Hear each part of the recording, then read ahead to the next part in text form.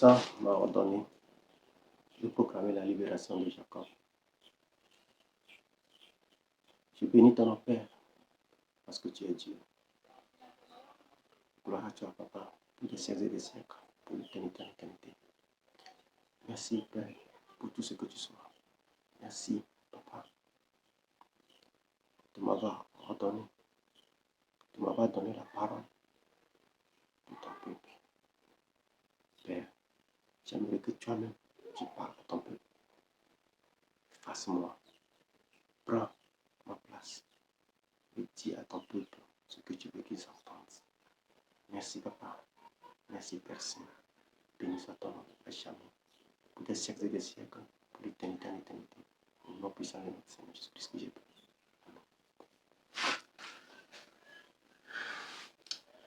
J'étais encore au Ghana un jour, dans mon songe. Pour la première fois, j'ai vu mon maman m'appeler fils. C'est pas comme ça que tu devais être pour moi. Ils sont en train de te garder.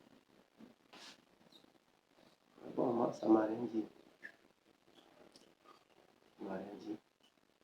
2 semaines, 1 à 2 semaines plus tard, Dieu m'a parlé lui-même dans mon songe. Daniel, à ce âge, j'avais 30 à 31 ans. Tu devais finir tes études universitaires et avoir un bon travail dans ton pays. Être dans ta propre maison avec ta femme et tes enfants. Mais c'est ta famille qui ne veut pas ton bien. Ils savent qui tu es. Ils ne veulent pas te laisser réussir. Moi, je suis Dieu. Fais ce que je te demande et tu verras. Car le Tout-Puissant m'a dit ça, je lui ai posé la question. Après mon réveil, quand j'ai réfléchi à tout ça, je n'avais pas été content. J'ai dit à Dieu, ce que tu veux de moi, c'est au juste quoi? Qu'est-ce que tu veux au juste de moi? Tu leur as laissé me détruire. Aujourd'hui, tu viens, tu me dis, tu veux quoi au juste de moi? Il m'a dit, fais ce que je te dis de faire et tu fais. Tu veux quoi, Père? Dis-moi.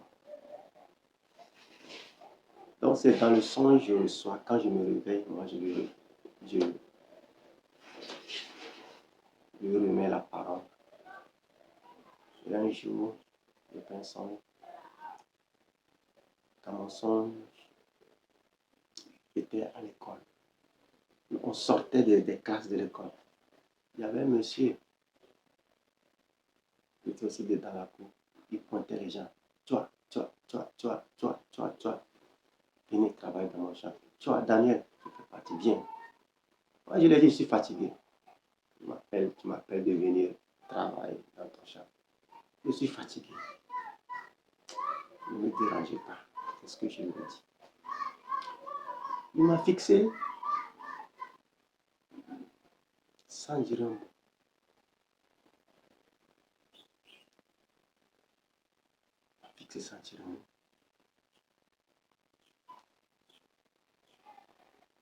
Quand je suis parti, je l'ai laissé. Bizarrement, sur la route, je me suis retrouvé nu à poil. Complètement nu. Ah, ce monsieur. Je disais dans le songe, ce monsieur m'a mis nu. Ce monsieur m'a déshabillé. C'est parce que j'ai refusé son travail. Je vais retourner à l'école pour prendre mes habits et porter. Je vais retourner pour retirer tout ce qu'il m'a envoyé. J'étais nu à poil.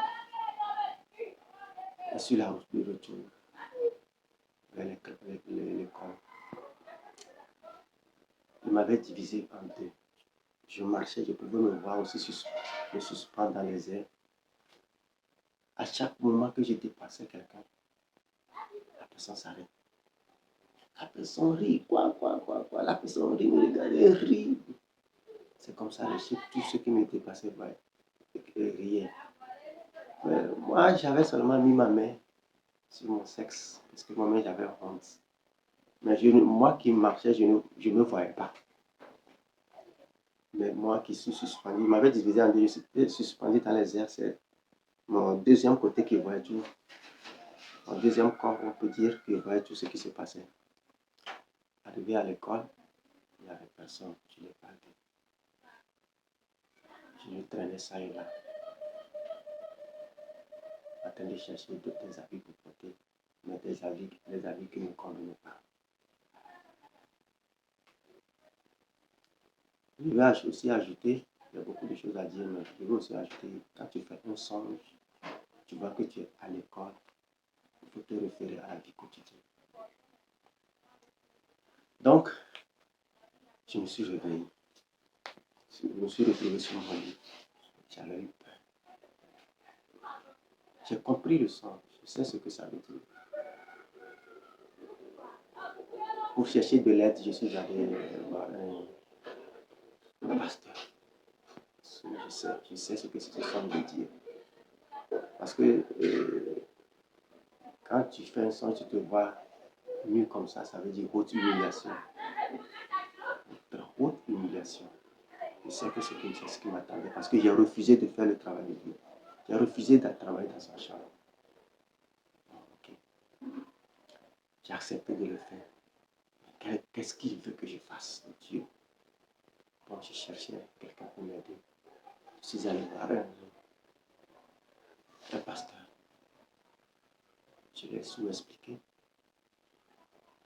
Il m'a dit, tu vas dans quelle église? Tu fréquentes quelle église? J'ai dit non, je ne veux pas à l'église.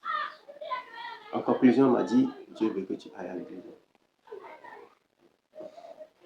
Il a dit, j'ai compris. Pas de problème. Je suis allé voir un autre pasteur. Il m'a répété les mêmes choses. Au fond de moi, je n'étais pas content. Je n'avais pas été d'accord avec ce qu'il disait. Je me suis dit, ok, je vais poser la question à Dieu lui-même pour qu'il puisse me répondre. Donc j'ai posé la question à Dieu. Au fait, je ne priais pas, mais le désir que j'avais envers Dieu, c'est ce désir-là. Le désir-là qui a permis à Dieu de me répondre. J'avais un grand désir au fond de mon cœur pour trouver la réponse. Donc, un jour, j'étais quelque part seul, tout seul.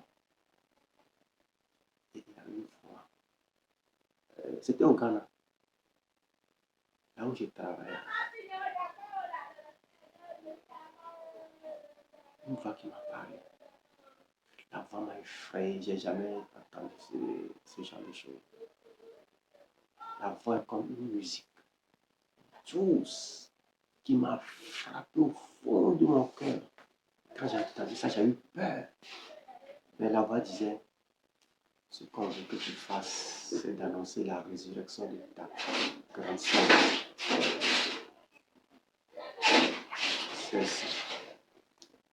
C'est une de ces photos que j'ai retrouvées dans ce bagage.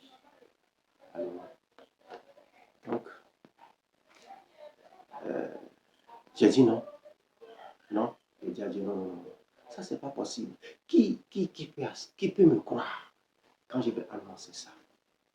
Qui? Même moi, je savais tout ce qui se passait. Qui peut me croire? Qui peut croire?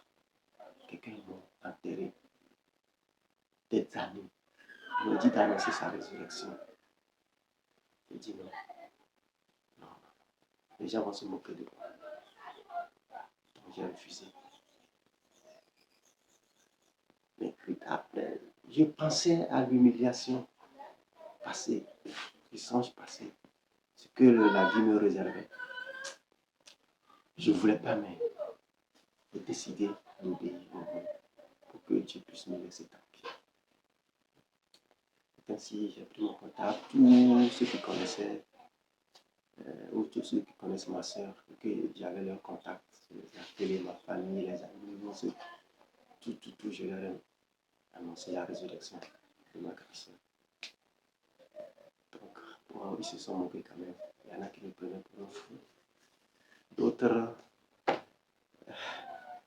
chacun disait ce qu'il voulait, quoi. On prend ça comme ça. Donc, quand j'ai fini, j'ai dit, ah, j'ai fini. La nuit de plein songe. On m'a dit, oh, tu as réussi. Tu pouvais mieux faire un année. Bon, pour moi, j'ai fini ma mission, ce que Dieu me disait de faire. J'étais là un jour, je lisais la Bible, Daniel 2, mais je ne comprenais rien. J'avais laissé ça sur la table la nuit. J'avais eu des visites dans mon songe. J'avais eu des visites. Ils ont pris le livre de Daniel. Donc, c'est le livre-là que tu lisais aujourd'hui. C'est la Bible-là que tu lisais aujourd'hui, Daniel 2. Tu ne comprenais rien. Nous allons te donner l'explication. Tu vas expliquer au peuple de Dieu. Il dit oui, ça m'intéresse. Mais tu manges trop. Ok, j'ai compris. J'ai compris qu'ils me veulent que je jeûne. Ils me disent de jeûner. Ok, j'ai compris, je vais jeûner. Comme c'est dit. Donc, le lendemain, j'ai arrêté de manger. De demander. 11e jour de jeûne, vers 9h, on était seul dans la chambre. J'avais un peu sommeil. Et je dormais, je siestais. Je dormais. J'ai eu un songe, j'étais en classe. Le professeur est rentré. Le professeur a dit, Daniel. On était nombreux, je n'étais pas seul. On t'a donné un exercice à faire. Tu le fais mal. Tu jeûnes, tu ne pries pas.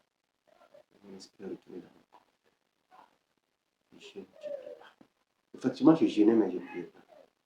Tu traites mal l'exercice de mathématiques. Effectivement, je jeûnais, je ne priais pas. Parce que peut-être dès le début, j'avais beaucoup l'appareil de prier.